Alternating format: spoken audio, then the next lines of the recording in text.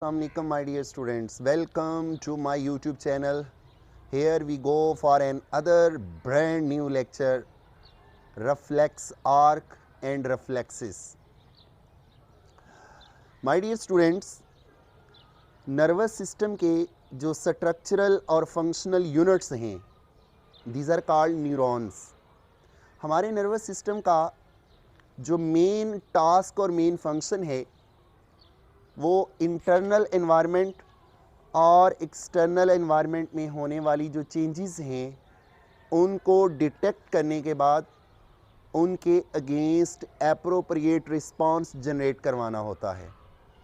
तो वो सिंपलेस्ट और वो शॉर्टेस्ट पोर्शन हमारे नर्वस सिस्टम का जो एक पर्टिकुलर स्टिमुलस को डिटेक्ट करता है और उस स्टिमुलस के अगेंस्ट रिस्पांस जनरेट करवाता है, that response is called reflexes. तो वो रिफ्लेक्स जिसे हम एक पर्टिकुलर रिस्पॉन्ड कह रहे हैं, रिस्पॉन्स कह रहे हैं स्टिमुलस का, वो बेसिकली हम 4 मेथड से उनको डिफाइड कर सकते हैं. तो 4 मेथड से हम क्लासीफाई कर सकते हैं रिफ्लेक्सेस को. तो याद रखिएगा, रिफ्लेक्सेस की क्लासिफिकेशन में जाने से पहले हम बात करेंगे रिफ्लेक्स क्या होती है और रिफ्लेक्स आर्क क्या होता है. तो my dear students, reflex actually response है.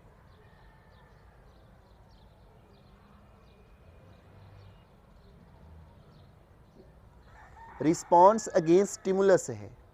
कैसा रिस्पॉन्स है माय डियर स्टूडेंट्स? ये एक रैपिड रिस्पॉन्स है. Rapid, it's a rapid response against stimulus. और ये रिस्पॉन्स याद रखिएगा ऑटोमेटिक होना चाहिए. तो ऑटोमेटिक रैपिड रिस्पॉन्स और ऐसा रिस्पॉन्स जो इनवॉलंटरी हो, गैर इरादी हो, ऐसा रैपिड ऑटोमेटिक रिस्पॉन्स जो है वो रिफ्लेक्स कहलाता है. तो याद रखना, इसी रिस्पॉन्स को और इसी रिफ्लेक्स को एग्जीक्यूट करने के लिए नर्वस सिस्टम के जो कंपोनेंट्स इन्वॉल्व होती हैं, उन्हीं कंपोनेंट्स पे जो नर्व इम्पल्स का पाथवे है, वो वायरिंग, वो पाथवे जिस पे एक्चुअली रिफ्लेक्स एक्शन जो है वो जनरेट होता है, उसी रिफ्लेक्स पाथवे को, एक्चुअली उसी न्यूरल पाथवे को हम रिफ्लेक्स आर्क कहते हैं. तो कीप इट रिमेंबर, जिस तरह न्यूरॉन्स स्ट्रक्चरल यूनिट्स हैं नर्वस सिस्टम के, सेम इसी तरह नर्वस कोऑर्डिनेशन के अंदर और नर्वस सिस्टम के अंदर my dear student reflex arc जो हैं वो फंक्शनल यूनिट्स हैं. तो किसी भी रिस्पॉन्स के फंक्शन को हम अंडरस्टैंड कर सकते हैं तब तक जब हम एक रिफ्लेक्स आर्क को स्टडी करते हैं. तो एक्चुअली रिफ्लेक्स आर्क्स जो हैं वो फंक्शनल यूनिट्स हैं. तो आइए बात करते हैं रिफ्लेक्सेस की. रिफ्लेक्सेस को माय डियर स्टूडेंट्स चार मेथड से हम क्लासीफाई कर सकते हैं. तो जनरली वो रिफ्लेक्सेस जिनको हम डेवलपमेंट की बेस पे क्लासीफाई कर रहे हैं, these are called developmental responses and developmental reflexes. वो रिफ्लेक्सेस जिनको हम रिस्पॉन्स की बेस पे क्लासीफाई कर सकते हैं, these are called somatic and as well as visceral reflexes. Third category है on the basis of complexity और फोर्थ वन है प्रोसेसिंग साइड. तो वन बाय वन हम माय डियर स्टूडेंट्स इनको इलेबोरेट करने जा रहे हैं. वो रिफ्लेक्सेस, वो रिस्पॉन्सेस, वो ऑटोमेटिक रिस्पॉन्सेस जो प्री प्रोग्राम्ड होते हैं हमारी बॉडी में, प्री प्रोग्राम्ड और जेनेटिकली डिटरमिन्ड होते हैं, these are called developmental responses and developmental reflexes. तो याद रखिएगा, ऐसी रिफ्लेक्स, ऐसा रिस्पॉन्स हमारी बॉडी में जो प्री प्रोग्राम्ड हो,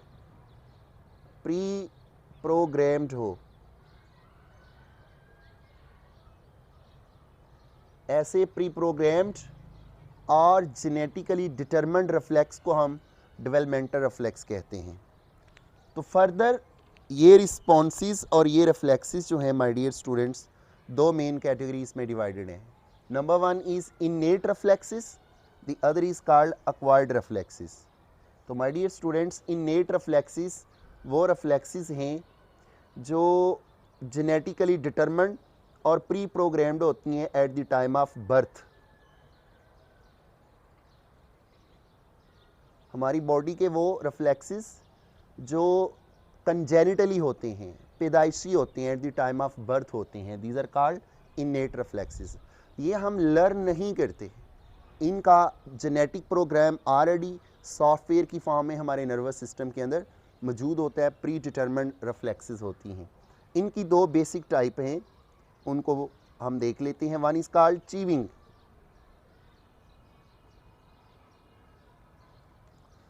चीविंग और मैस्टिकेशन। याद रखिएगा, जब हम ओरल कैविटी के अंदर डिफरेंट फूड के पार्टिकल्स को च्यू करते हैं, मैस्टिकेट करते हैं, तो ये हम सीखते नहीं हैं, थ्रू एक्सपीरियंस नहीं लेते।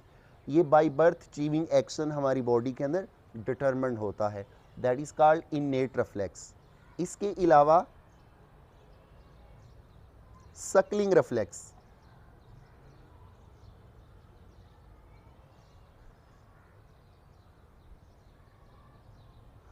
My dear students, sucking reflex वो रिफ्लेक्स है जिसके नतीजे में मिल्क लेट डाउन होती है। तो जब एक बेबी अपने माँ की ब्रेस्ट के निपल्स को सक करता है, तो ये जो जनरेट होती है reflex, that is also called sucking reflex, that help in production of milk and ejection of milk.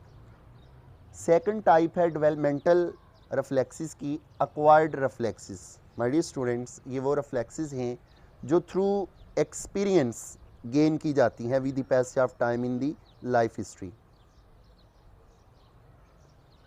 वो रिस्पॉन्सेस, वो रिफ्लेक्सेस जिनको हम एक्सपीरियंस के थ्रू गेन करते हैं, these are called acquired reflexes. इनको रेपिटेटिव एक्शन से इनको एनहांस और इम्प्रूव किया जा सकता with the passage of time. याद रखिएगा, ड्यूरिंग ड्राइविंग जब एक ड्राइवर अनयूजुअल कंडीशंस को देखते हुए अचानक ब्रेक के ऊपर अपना पाँव और स्टेप डाउन करता है, तो वो जो ब्रेक्स लगती हैं इनवॉलंटरी, वो जो ब्रेक लगाना है during driving on the road, this is typical example of acquired reflexes. इस तरह ये जो स्कायर्स होते हैं, ये अपनी बॉडी को, अपनी पोजीशन को एडजस्ट करते हैं। ये जो पैराग्लाइडर्स होते हैं, ड्यूरिंग ये पैराग्लाइडिंग जब ये ज़मीन पे नीचे आते हैं, तो उस दौरान भी अपनी बॉडी के अंदर ये एडजस्टमेंट करते हैं, this is also called acquired reflex. आप क्रिकेट मैच से तो बखूबी वाकफ़ होंगे, वो फील्डर जो स्लिप पे खड़े होते हैं, तो स्लिप के दौरान अचानक जो है कट बिहाइंड, और जब एज निकलता है बैट से बॉल का, तो वो रिफ्लेक्सेस जिसमें फील्डर जो है वो कैच करते हैं with the passage of time, ये भी एक्वायर्ड रिफ्लेक्स होती हैं और इनको इम्प्रूव किया जा सकता है। अब हम बात करेंगे रिस्पॉन्स की बेस पे रिफ्लेक्सेस कितनी टाइप की हैं। तो रिस्पॉन्स की बेस पे माय डियर स्टूडेंट्स रिफ्लेक्सेस दो टाइप की हैं। One is called somatic reflex, the other is called visceral reflex. Somatic,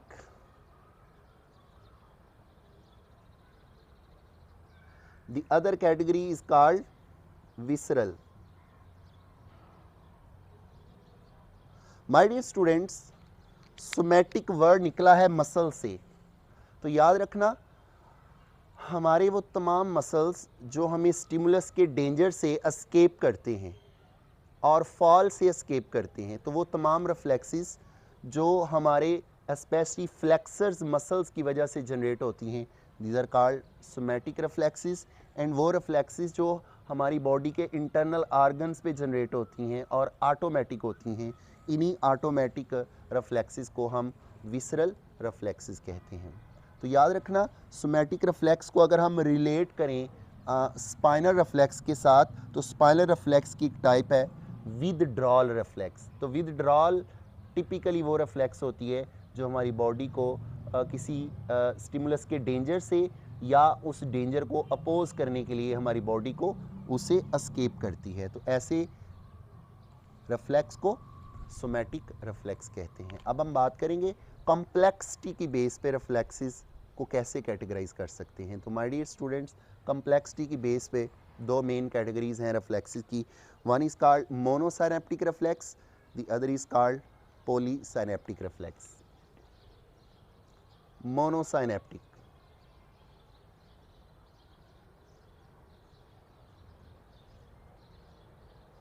The other is called polysynaptic.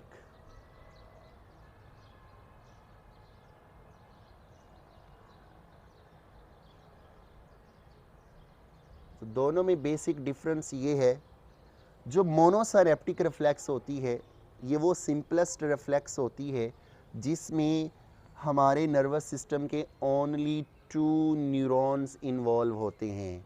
तो याद रखिएगा माय डियर स्टूडेंट्स, ऐसी रिफ्लेक्स जिसमें एक sensory neuron directly spinal cord के अंदर मोटर न्यूरॉन के साथ साइनेप्स बना के एक रैपिड और ऑटोमेटिक रिस्पॉन्स जनरेट करवाता है, ऐसी रिफ्लेक्स होती है वो मोनोसाइनेप्टिक रिफ्लेक्स होती है। और मोनोसाइनेप्टिक रिफ्लेक्स की टिपिकल एग्जांपल जो होती हैं वो हमारी बॉडी में स्ट्रेच रिफ्लेक्स होती हैं, जो हमारे मसल्स को ओवर स्ट्रेचिंग से बचा कर रखती हैं। ये जो स्ट्रेच रिफ्लेक्स होती हैं इन्हीं को आम ज़बान में नी जर्क रिफ्लेक्स कहा जाता है, और ये जो नी जर्क रिफ्लेक्स है इसका एडवांस नेम जो है वो पटेलर रिफ्लेक्स होता है।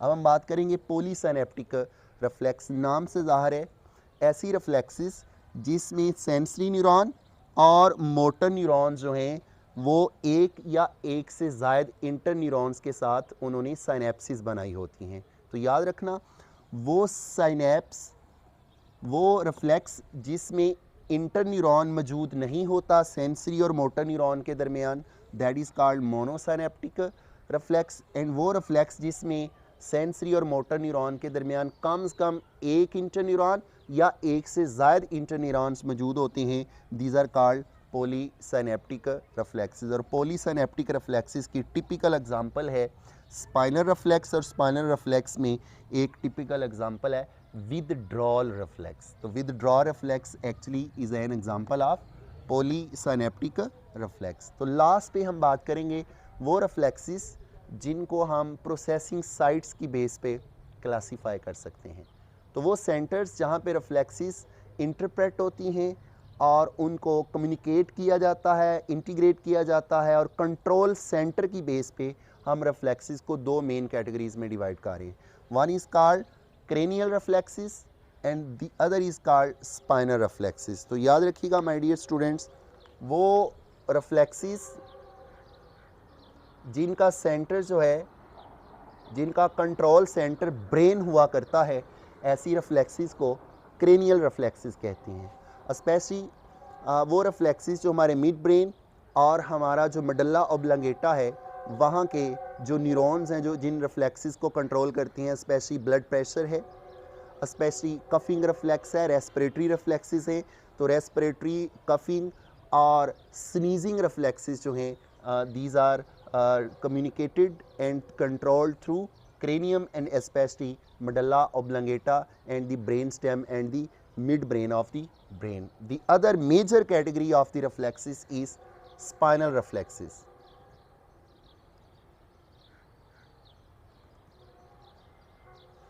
You know spinal cord is a center of great many reflex actions. तो याद रखिएगा वो रिफ्लेक्सेस जिनका कंट्रोल जो है, जिनकी इंटरप्रिटेशन जो है वो स्पाइनल कॉर्ड के अंदर होती है, these are called spinal reflexes. तो स्पाइनल रिफ्लेक्सेस याद रखिएगा 3 मेन कैटेगरीज में डिवाइडेड हैं। One is called withdrawal reflex, the other is called stretch reflex,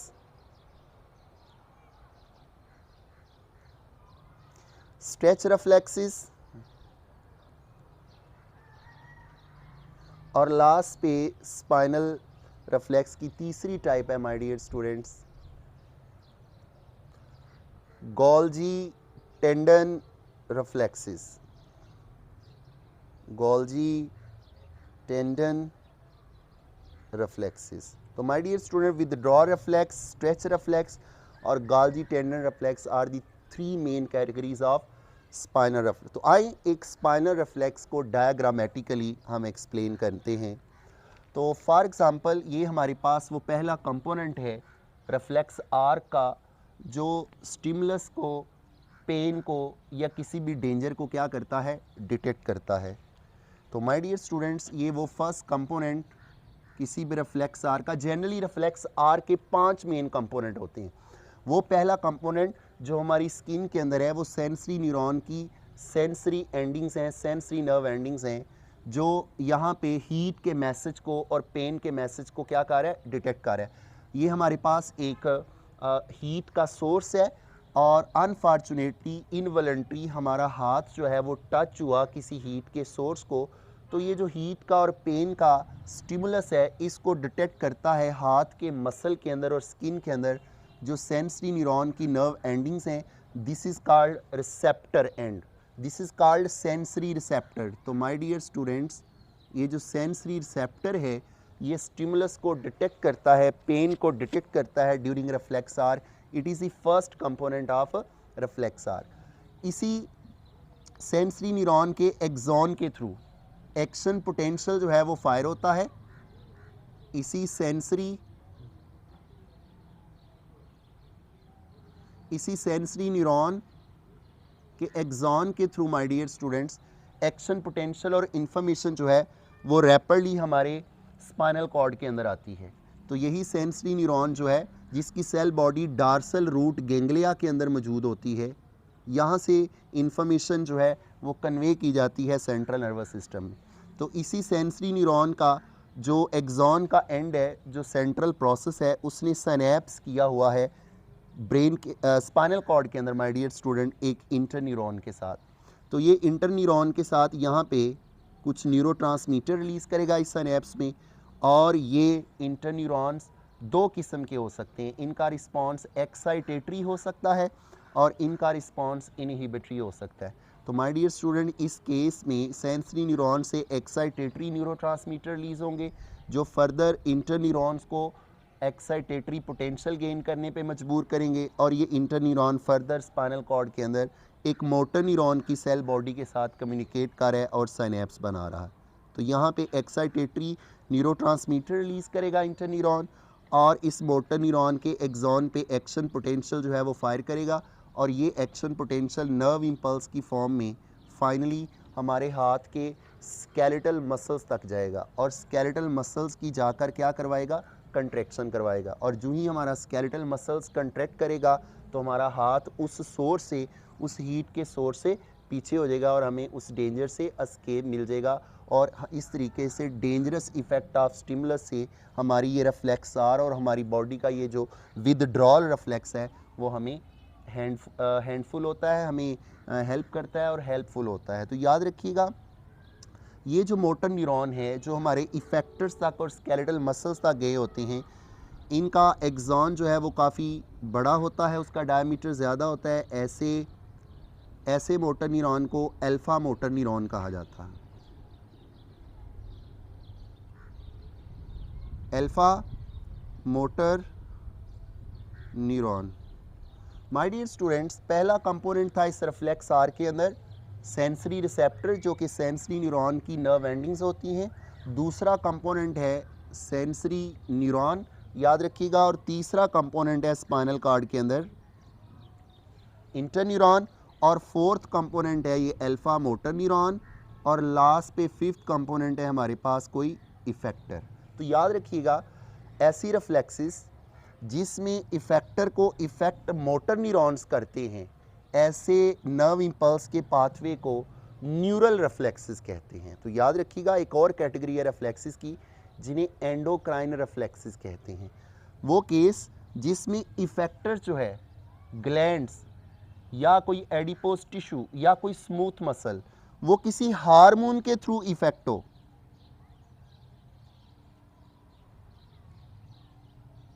ऐसा इफेक्टर जो हमारी बॉडी में इफेक्ट मोटर न्यूरॉन के थ्रू ना हो बल्कि वो किसी हार्मोन के थ्रू इफेक्ट हो, तो ऐसी रिफ्लेक्सेस को माय डियर स्टूडेंट्स याद रखिएगा एंडोक्राइन रिफ्लेक्सेस कहते हैं। तो वो रिफ्लेक्सेस